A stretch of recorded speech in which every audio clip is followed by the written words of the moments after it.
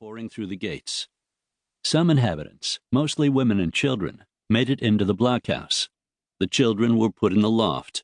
On the ground floor, women reloaded guns. Outside was pure chaos.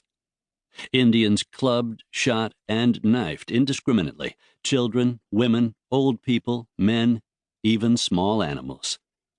Captives were put to death by torture. Their screams could be heard above the bedlam inside the blockhouse. Repulsed by gunfire from the blockhouse, the Indians turned to clubbing the dying. At this juncture, the Indians found the liquor stores. Afterward, they went on a particularly gruesome rampage of killing, scalping, and even killing again those already dead. Several heads were cut off, and the Indians used the heads for a kind of soccer game. When the fighting dwindled until only those in the blockhouse still offered resistance and fired their weapons selectively, probably because their powder and shot was diminishing, Red Eagle and most of his warriors left. The remaining Creeks, with no reason for haste, spent what remained of the day plundering, torturing, and killing captives, drinking, and celebrating their victory. For them, the final tragedy was inevitable, and there was no reason to hasten it. Inside the blockhouse were people unable to escape, unlikely to be saved, and for those reasons, plus one other, fire, there was no need for the Indians to take risks. The number of escapees was about half a dozen. One black woman named Hester, although wounded, got past the fighters, reached a nearby watercourse, found a canoe, and paddled to a settlement called Fort Stoddard. She was shown into the presence of General Claiborne and told her story of the massacre. At Fort Mims, the final tragedy occurred. When smoke in the loft drove the terrified children to the lower floor, additional flames from fires set in different places outside made life inside unbearable.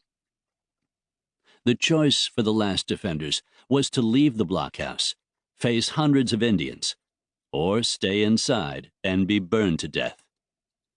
Adding to the horror of those moments were the howls, taunts, and screams of waiting Indians who danced and waved weapons on this dark night.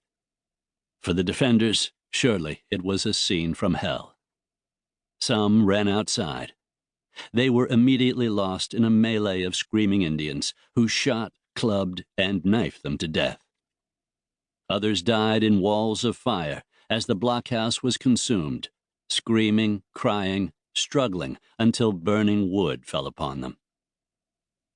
The previous year, 1812, the United States and Great Britain had gone to war for the second time within living memory.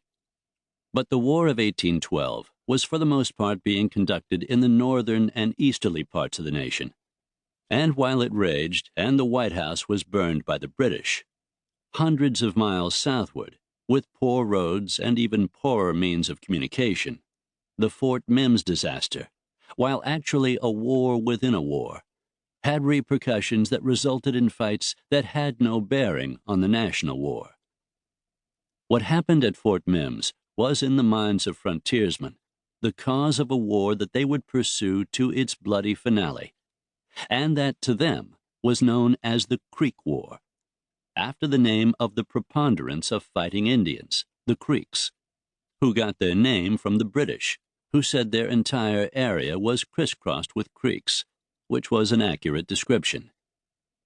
In a huge territory of the southern part of the nation at that time, settlers and settlements were poorly defended, if at all, something which years of more or less peace between red men and white had encouraged. Intermarriage was common.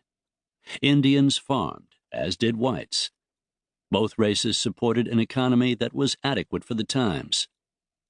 What caused the Creeks to take up the hatchet was an eastern Indian named Tecumseh, who advocated a great confederation of tribesmen to drive out the whites who had taken lands the Indians claimed.